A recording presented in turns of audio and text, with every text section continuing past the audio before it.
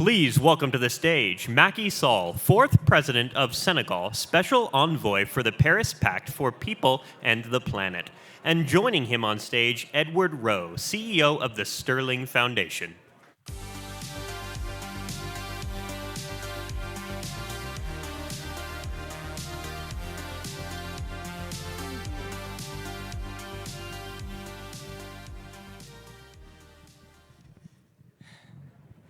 First, on behalf of the state of Utah, Your Excellency, we would like to welcome you here and welcome you especially to this important summit.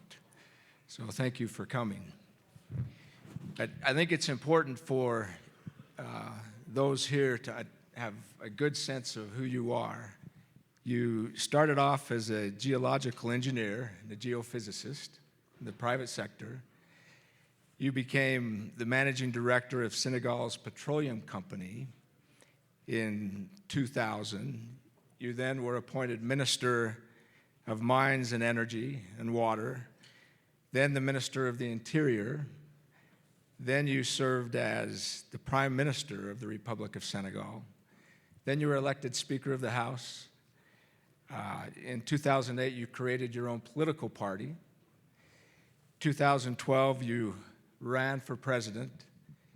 You were elected president of the Republic of Senegal. You served your first 7-year term, ran a second time. You were elected again. During your presidency, you introduced important constitutional reform that was part of a referendum that put term limits to the presidency, 2 consecutive terms, and shortened it to 7 years from 5 years. 2022, you were the chairperson for the African Union. You were instrumental there in seeing that the African Union become a permanent member of the G20 so that Africa's voice could be heard on these important international issues. And a month ago, you stepped down as president. Elections were held. And so instead of just taking it easy, you've established your own foundation, the Foundation for Peace, Dialogue, and Development. Congratulations on such a full career so far. Thank you very much. Thank you, Ed. I'm very happy and very honored to be here in Salt Lake City. To be back, I should say, because 30 years ago I was here for a summit of the American Association for Petroleum Geologists. And I can tell you the big change I found 30 years after. That means Utah is becoming a very, very important state. And I saw how the international affair now is involved on this state. And I want to see this important international activity be involved also in Africa. And I want to talk to you about Africa and how we can work together to improve the trade between U.S. and Africa and Utah and Africa also. Yeah, I think it would be helpful. All of us know certain things about Africa. Just to highlight a few, Africa is a very big continent, much bigger than the U.S. in terms of a continent. It has 54 countries, 29, I believe, of which are French-speaking. 23, exactly. 23 are French-speaking. Yeah. It's rich in resources. Absolutely. Often, though, what we see on the news and what we read are related to conflict, related to other challenges, poverty. Could you begin by sharing your perspective, maybe some misperceptions that we might have, how you see Africa in terms of its population, demographics, and opportunities, and maybe we could start from there. Thank you very much. I know we have a lot of misreporting about Africa because people just don't know what is Africa exactly. It is a territory of 30 million square kilometers, 30 million. I know the US is big.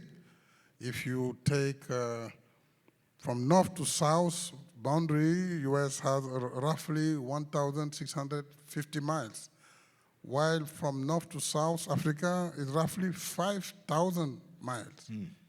And from east to west, in US you have about 2,800 miles. Where in Africa, from east to west Africa, we have 4,600 miles. 30 million square kilometers you can fit in Africa, USA, China, and all Western Europe, and you have remaining place. We have a population today of 1.4 billion people, 54 countries, as you said, a lot of minerals, because the continent is one of the oldest in terms of geology, and you have all the mineralization, diamond, gold, and all the strategic minerals today. You have also a big population and a very young population. The average is today 19 years old. 19 years old. Which is a challenge, but which is also a big potential if we give education to this young population who can leapfrog the technology, who can adopt artificial intelligences, who be tomorrow with the projection in 2050, the population will be 2.5 billion. 2.5 billion. Each people in the world, each 4 people, the one will be African, 1/4. So I think if you make the projection, today our GDP is $2.7 trillion. And in 25 years, it will go to $29 trillion. I think we can improve the trade between US and Africa. If I can give another number. Please. In 2003, the trade between US and Africa was roughly around $46 billion, while China has only 18 billion.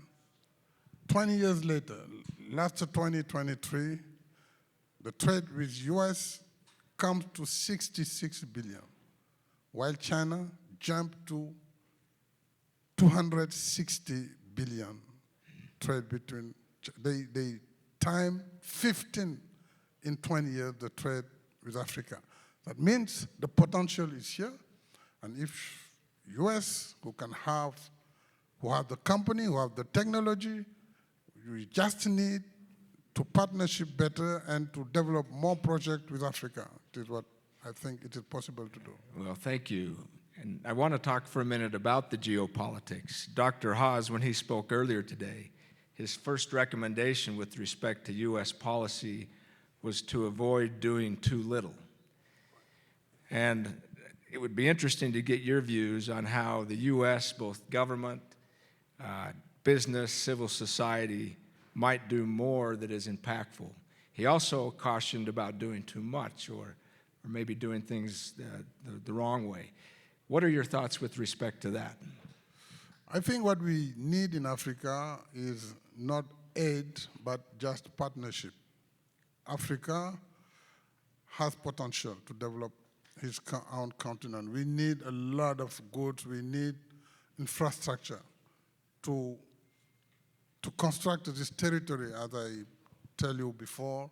We need a lot of railroad connection, technology, telephone satellite connection. We need also agriculture, and we can feed the world. 60% of the land, arable land, are in Africa. And you have a lot of rivers. We can produce only in one dam in DRC. We call that the Grand Inga, can produce more than 40,000 megawatts. But we need the partnership with American companies, European, Chinese.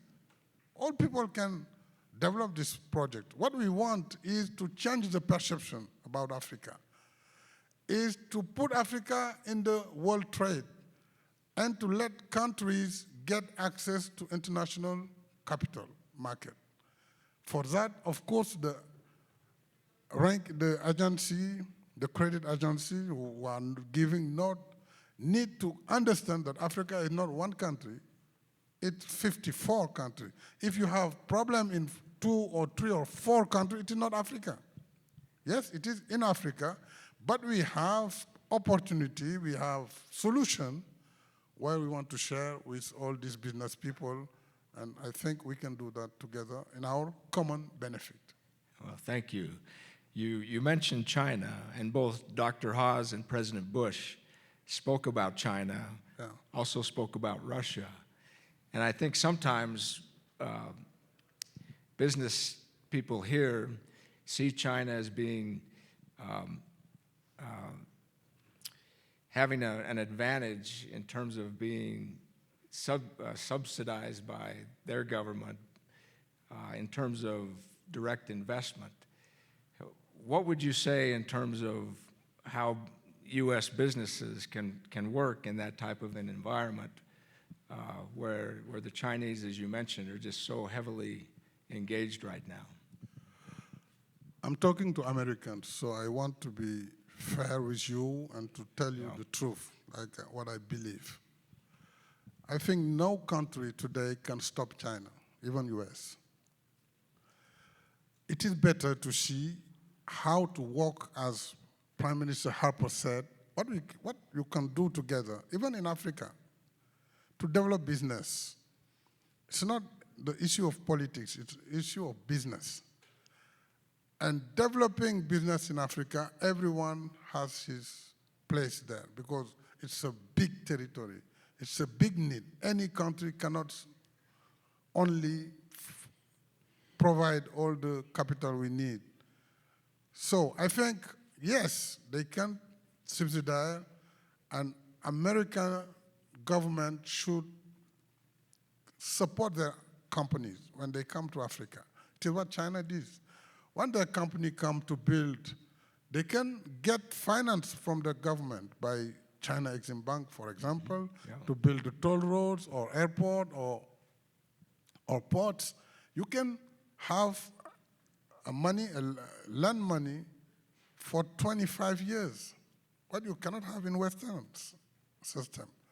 And you can have 5 years period of grace. That's why Africa is working more with China. It's not because they love more Chinese. Because today, the big need in Africa is to develop infrastructure, to give electricity to people. We still have 600 million Africans without electricity. Or we have all the energy, we have fuel, we have gas, we have any kind of energy underground. And we have solar, plenty solar. But we need the capital. So if you cannot have this capital from Western, what do you want Africans to do? They go where they can have it, and it is with China. I think this is the reality. So, or if the capital is ready for Africa, Africa will work with the US. It's more close, you know. From Dakar to New York, we fly for 6 hours and 50 minutes. To go to China, it takes me 19 hours. And we are speaking the same language, even if we are French-speaking countries. But we spoke in Africa, French, Spanish, English, extra, plus the African language, of course. But I think it's a new picture we need to fix, and we call the business people to come. We call the American government to support American companies to go to Africa with a facility of fund where we can have a debt, affordable debt, but sustainable also for all, and partnership, win-win partnership. So let's talk about West Africa for a little bit. Many here might not know that there is an economic union, the Economic Community of West Africa States, ECOWAS, that's nearly 50 years old, that is, its purpose is to develop a harmonized economic integration. Could you speak a little bit about that and things that those here might want to know in terms of its effect on business? Yes, with great pleasure. ECOWAS is one of our regional organizations. We have 8 regional, but ECOWAS is West African countries. It is a community with 15 countries like Nigeria, with the biggest and the more populous, with more people. Only Nigeria has 200 million people. And ECOWAS, we have a market of 300 million people.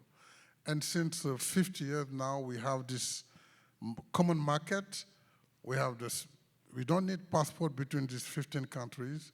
People can travel with only their ID. We have a lot of integrated policy between us, and you have Southern African also organization, Eastern African organization, Central, and the North African. So, and we have AU, African Union, who is the great organization at the continental level with our free trade agreement today, where you can invest in one country and have your distribution in all the continent without tax. So we are building this unity, and the goal is to come like United States of Africa, but it is a long process because it will take time. But in ECOWAS already we have this, and we are challenging, of course, with many difficulties with terrorism, for example, in the Sahel area, West Africa, and also in other area in the Eastern Africa, but we fight for that. Africans are resilient for a long time, so we will beat this terrorism and continue our development.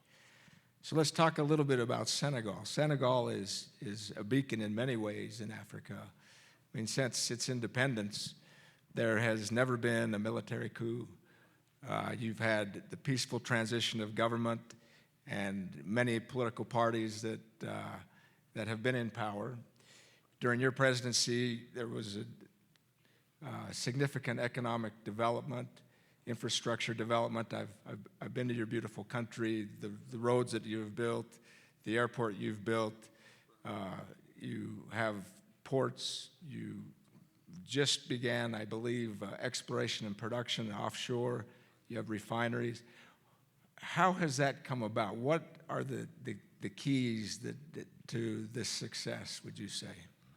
Yes, to be honest, I think the success for democracy in Senegal comes by our history. Because I want to remind that Senegal, since 1797, like in the US, 1776, we have a great revolution where we have now the religious people with Islam. They come and take over the power, and they make a lot of education with Arabic written, and they define the rule for how to handle the country, how to make the fair management for public affairs, until the colonialism come later on. And during the colonization also, we still have a very open society and democratic competition. So when we came to the independence in 1960, it was a long process, and we still continue this process.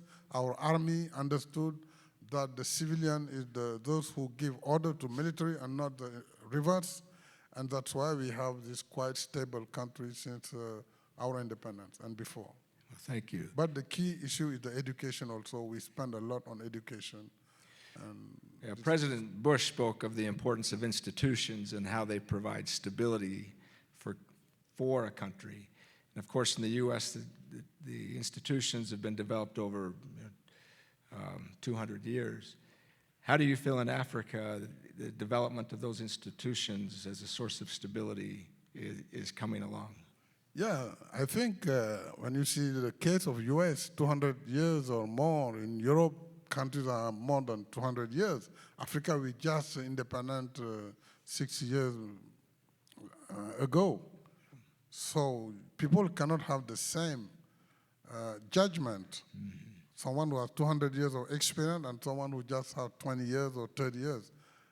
We looks like U.S. in early 18th century, 18 something, where you was at that stage. So, but we tried to have a standard democracy. We try to have rule of law. We start to have democracy, but we want to keep our value and the value of the family. And we want to stay Africans, but open to the world. And we want to be respected as African, but open to the world. That's why we are fighting, and I say in my country when I was president, since I'm still in office, we will not change our law about our society because we respect all other countries and all other civilization and culture and religion. We want also people to respect us. I think it is with the diversity we can build a better world. And I saw that here in Utah, how the religion is very important. And it's maybe time for me to thank all the people I saw here, the nice people, the people of the church, and the solidarity I saw here in Utah, and the value of volunteer and how you are helping other people to succeed. It's a phenomenon, and I want to congratulate you for that. Well, Nicole and all the foundation thank you. Also are really a good example. Well, thank you. And you'll find here in Utah and in this room people that have a lot of experience, but also a real commitment to engage the world in a way that is positive and respectful. And so on that note, let me ask you, what advice would you give to people here that are representing companies, for example, or maybe NGOs, in terms of how would they go about assessing investment opportunities? How do you get started? What should they be doing if they have this interest? I think they need to learn and to go on place. When you are traveling to somewhere, you can have another picture. So when they come through their organization or the World Trade Center of Utah, they can organize trip, we can help on that, and to see the different area. And I just saw someone who told me he's already in Senegal on agriculture, and he's producing marafalfa, which is a plant you give to the cow. It's what we call the plant for the animals. And he's doing it in Senegal. I think it's good to come and to see what is the potential. We have a big need as big population, need on food, on technology, on education, health, and you can develop also partnership and joint ventures. You can also attract foreign investors. People want also to invest here or in US. So I think it is a win-win partnership, but the best way is to start to go and visit, and we are ready to help. Well, thank you. You have the advantage of being the most Western country on the African continent, and so Senegal is a good place to start. Absolutely. Just in closing, Utah has gone through a very successful transformation from being largely an agricultural and resource-based economy to one now that is much more diversified in technology, in medical, in information, and so forth. And so I think you'll find businesses here very entrepreneurial with a lot of international experience that could help you as you continue to do that. I want to thank you. I would note that you, with this new foundation that you have, we wish you all the success in your efforts for peace building, in your efforts for dialogue, in your efforts for development. Absolutely. And if you could please join me in thanking His Excellency for being here with us today. Thank you.